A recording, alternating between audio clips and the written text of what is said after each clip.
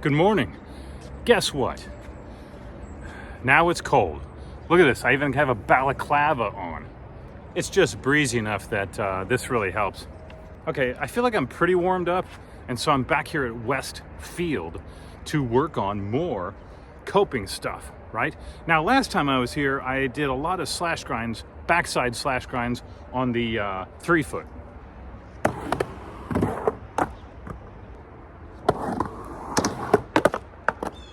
Yeah, it's crazy how easy that is now.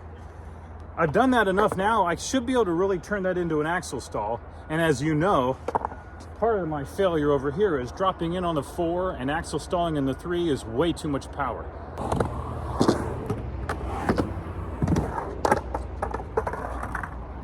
Boy, I don't know about you, but I am a very different skater. About 45 to 60 minutes in, I would say the most dangerous time for me is trying to do too much in that first hour and not respecting the length of the warm-up I need at my age.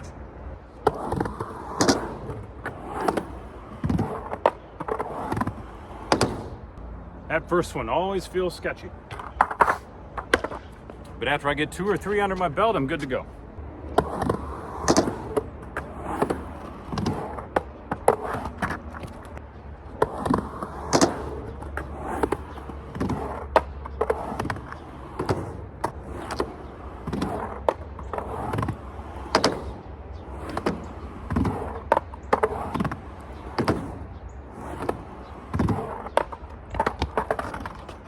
It's only about 42 degrees out, so now I got to factor that into my warm-up a little bit. But honestly, once I do get warmed up, oh man, I definitely prefer 40s and 50s over 80s. Oh my goodness. All right, it's time to give you a little angle variety. I've lowered the camera nice. Now we got a little bit more of an interesting thing to look at. So first off, we're going to do backside slash grinds and get that locked in again for today.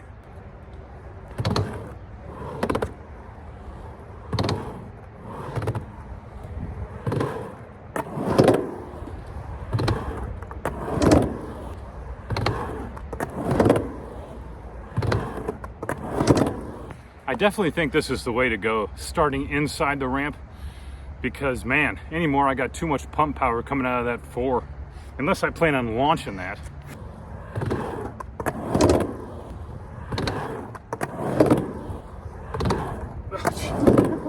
Oh man, I might have to try a different approach, because by the time I get up to the coping, I'm dizzy from going around in a circle, you know, because these dang ramps are so close together.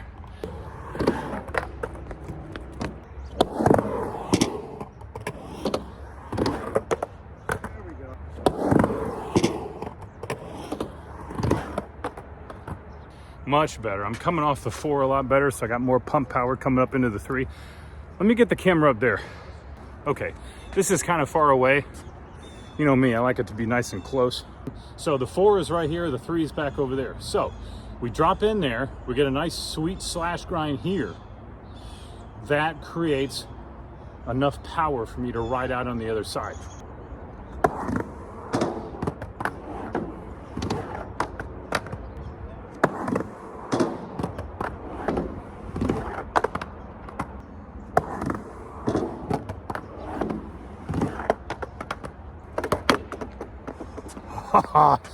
I love that so much.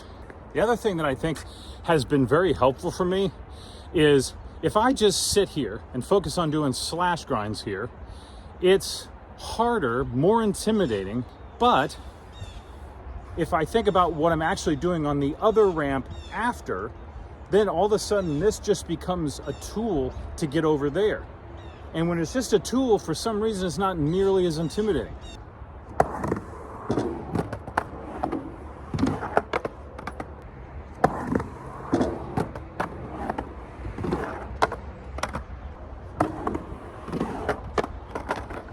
Honestly, I think if I can keep my pump power to a minimum, I should be able to get into an axle stall over there without overthrowing it. Okay, I think I got my strategy here. So I'm gonna drop in gently and use my swoop to get up the 3 into the axle stall. Okay, I had to come over and run and tell you real quick that that worked. Look at that, it's actually sitting in the right spot, and for some reason it's not falling back in again.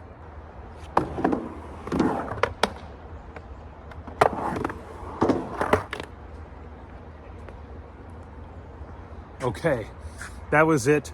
Probably the greatest axle stall I've ever done. Why? Because I didn't over pump out of the 4, and I used my swoop to get into that. Oh, man, I'm actually learning stuff.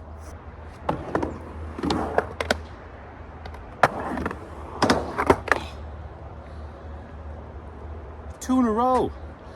I'm getting that pinch now because I'm not overshooting. Well, I guess today is an axle stall video. So let me tell you about Caballero. Caballero is so nice. If you're not familiar with it, it is 9.265 inches wide with 32 inches long. I've got Indy 159s on it, Dragon wheels, 58 millimeter. I just realized that. That might be part of the reason why I'm flying so high, because I got these big wheels on in a tiny little park. So, whoops. Anyway, so is that it? Yeah, rib bones. Oh, and then I've got yellow jacket bearings here. Yeah, I just found them on Amazon. They were rated well and they were inexpensive. So what the hell? Besides, look, they're yellow, so they match that dragon right there. So that's sick. Okay, just to let you know, that is the perfect feeble position, but I'm pretty locked into wanting to do the axle stalls, so I'm not here to do feebles, even though probably a good portion of my axle stalls would be feebles if I brought them back in.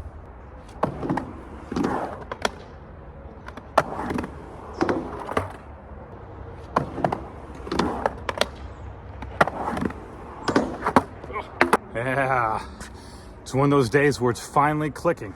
God, don't you love that? You've been busting your butt on something for so long, and then it finally becomes like an epiphany. And you see things differently than you've seen them before. All of a sudden, birds. Oh. Damn, I love this. I can't believe I'm making progress. I did not even expect that today. I came over to do more slash grinds, and bam, I'm locking in axle stalls. I'm feeling surprisingly balanced up there. You know, like historically, when I'm in that position, it makes me feel very, well, historically, when I'm in that position, it feels very sketchy. But for some reason now, it just feels right. I can only assume I've finally done enough reps that it's actually embedding in my DNA.